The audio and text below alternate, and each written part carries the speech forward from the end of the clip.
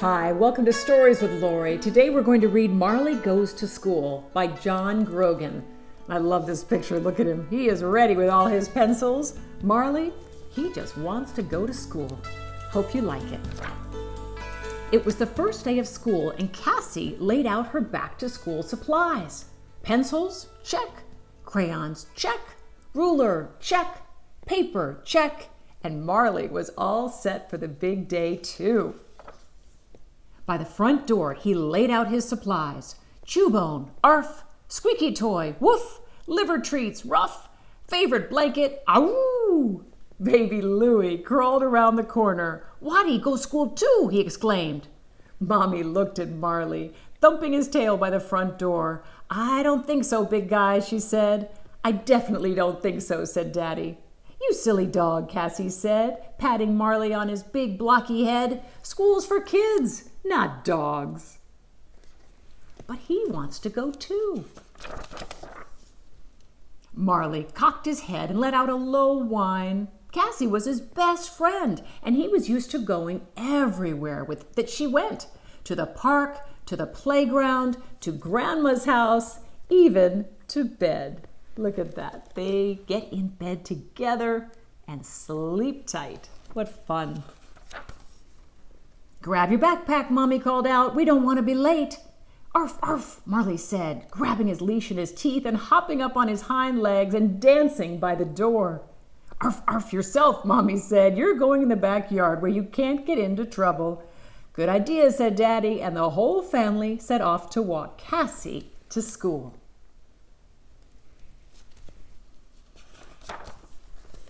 Marley did not stay in the backyard for long. He started to dig, and he dug and dug and dug, and the dirt flew up behind him until it formed a giant pile, a regular Mount McMarley. Up flew Mommy's marigolds, out flopped Daddy's daffodils, away went Cassie's carrot patch. Soon he had cleared a nice cozy tunnel under the backyard fence. With a wiggle and a waggle and a whip-whop of his tail, he belly crawled to freedom. He did. Marley sniffed his way to the sidewalk, looked both ways, all clear, and he followed Cassie's scent straight to the front door of the school. The front door was propped open. They're expecting me, Marley thought, and he walked right on in. Down the hallway he trotted, stopping in each room in search of his beloved Cassie. He's on the hunt, right? He's gonna find her. Marley tried the copy center. Not in here, he thought, and then he took a moment to leave a calling card. Look at all those Xerox copies of his face. Too cute. He tried the cafeteria, where the cooks were busy making lunch. He did not find Cassie, but Marley found the next best thing, a heaping pile of juicy hot dogs. Well, I don't mind if I do, he said. Isn't that yummy? Hey, you're not supposed to be in here, said one of the lunch ladies. Shoo, go home. Burp, answered Marley, after eating a million hot dogs. And he trotted over to music class, where the orchestra was warming up. She's not in here either, thought Marley, and then he joined the band for a song.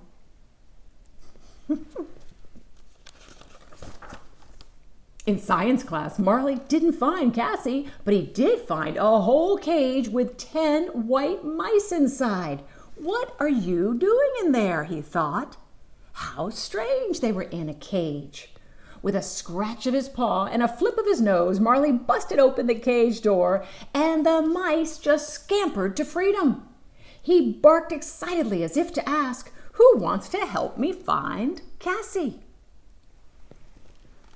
Marley followed the mice to the library, where the quiet didn't last long. Mice, screamed a little girl. Big fat ones, shouted a little boy.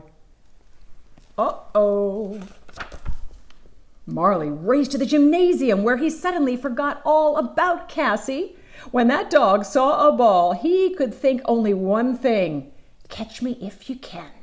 Hey, yelled the teacher. Hey, yelled the kids. Come back with our ball. Uh-oh. But Marley did not come back. He sneaked down the hall, skidded around the corner, did a somersault, and slid right into Mrs. Weatherby's math class. Mrs. Weatherby peered through her thick glasses, and she wrote on the chalkboard. "Oh my," she announced. "We've just received a report of a wild animal on the loose in our school. If you come across this animal, stay back. He may be dangerous." "Yes, Mrs. Weatherby," the students said. "Has anyone seen him?" "No, Mrs. Weatherby," the students said. But they had seen him. Oh, yes, they had seen this crazy animal and helped make sure that Mrs. Weatherby would not see him. Look what they did. They put him in disguise with a mop and glasses. They are really creative. When the bell rang, Marley's ears perked up.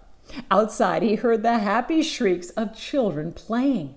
There was no sound Marley loved more than the sound of children at play, and he headed right toward it, right out the door. "Not so fast, buddy boy," the voice came from behind him. Gulp. It was Principal Peabody.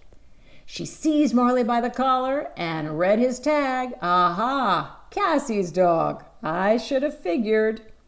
She tied Marley to the radiator with a rope. "Face the corner," she said. "I'm calling your parents."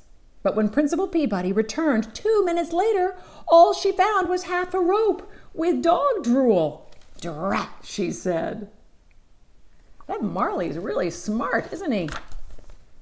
"There he goes," shouted Vice Principal Tanner. "He's heading to the playground." "I'll head him off," cried the gym teacher. "I'm on his tail," declared Mrs. Weatherby, shaking her fists. "Tackle him," screamed the lunch ladies. The grown-ups chased Marley across the playground. They chased him through the tunnel and over the tires and under the hoops. They chased him up the jungle gym and down the slide. They chased him past the swing set and around the teeter-totter. They were chasing Marley everywhere, and he probably liked it. Dogs like chase. They chased him right into Cassie's arms. "Marley," Cassie shrieked with delight, "you did come to school." "Is that your dog?" the vice principal asked. "Yes," Cassie said. "He looks somewhat familiar." "There you are," Mommy and Daddy yelled. "Bad dog, Marley."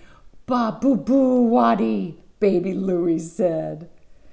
Now, said Principal Peabody, "all's well that ends well." And Marley was so happy that he jumped in the air and gave the principal a big, fat, sloppy kiss right on the lips. As dogs do. Look at that. Teacher's pet. Teacher's pet. Love it. So Marley got a great experience at school, and everyone else got a bit of a scare. But what a fun day. Would your pet want to follow you to school? I bet he would. I hope you liked Marley Goes to School. Thanks for being with me for Stories with Lori, and I'll see you right here next time.